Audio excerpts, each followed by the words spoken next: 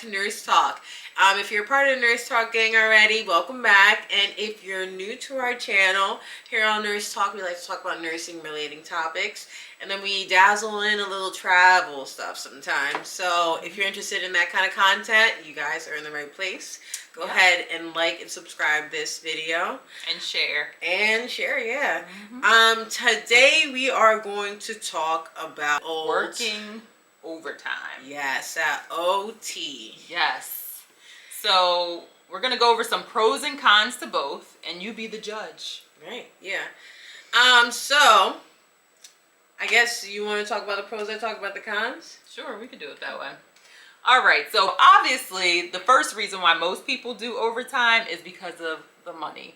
Okay, so with the pandemic, a lot of times there was a lot of incentives and bonuses and things like that, which gave you the chance to make almost 3 times in some cases your hourly rate. So that's a reason. Another reason is you're a team player. You don't want to see your floor suffer, or whatever facility you work in. You don't want to see them have to go through shortages and things like that. So you come in to help give them some relief. Also, this helps with the relationship with your boss. It's not a bad thing, and it actually slides into number 3, which gives you more opportunities for growth. Right. Because you're always there or picking up overtime, your boss is looking at you like, wow, I like what you're doing there. Right. Okay, so it gives you that extra oomph for the manager to think of you for new positions, promotions, and opportunities. Yeah. And lastly, you're there more, you learn more, you see more. Right. So skill building. Exactly, because you're there more, so you get more disease processes that you'll see. You'll get different types of patients and things like that, and you should be able to absorb more. So what about the cons? What are some of the downside? Yeah, that all sounds good or whatever. But one of the biggest things that happens with overtime is burnout. Working too much overtime can burn you the hell out, and that's what's happening with a lot of our nurses. That's a real thing. And with burnout, that plays a huge toll on your physical and mental health.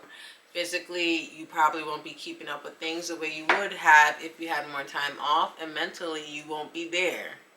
You won't be there. You'll just be tired and drained. Another thing is it could actually cause you to hate your job. Hate your job and your coworkers, which is not something you want to happen. Not at all. You're there so much that you're like, what the hell? The littlest thing, you're like blowing up on everybody. Ready to snap. So with all that being said, you lose that personal time for yourself, and also you put yourself in a position to make more medical errors. We talked about this before, but making those errors could be a direct result of you just being tired and just going through the motions. And that causes you to kind of overlook a couple of things and then make those like simple but huge errors. Yeah, you're like an autopilot. Yeah. So it puts you in a bad position. So you really do need that time to rest and reset before coming back to work. And then also the last point that we have is working all that overtime and making all that money may put you in a place where you don't want to be when it comes time for tax season. It may put you into the tax bracket. For some people, that's a good thing. For other people, you're like, no, that one shift could put you in a place where you're paying more taxes. So I know some people, they clock how many overtime shifts they're working to make sure that they are staying within a range, so they got more money in their pockets. Yeah, I've heard of people actually, like per pay period, knowing how many hours they can work before they get taxed too much too. So yeah, it's That's a bunch of factors. Math. It is, but they're like on it with it. But yeah, those are the pros and cons. We do want to point out, working overtime isn't like the greatest thing. It's not the worst thing. The key point to doing overtime, making that money, and doing what you need to do is having that work-life balance. Right. If you're not mentally there, don't pick up the extra shift. Right. You still have the option to say no. Exercise your right to say no, because we know with the pandemic, there has been a lot of push on us to pick up extra shifts because there are a lot of it's a lot of demand right now. Right, that's so true. So make sure you're checking in with yourself and doing what's best for you in your situation. Because at the end of the day, you have a license to protect. Yes, and patience as well. Yeah, absolutely. You want to make sure you're giving the best patient care to your patients and offering the best to you.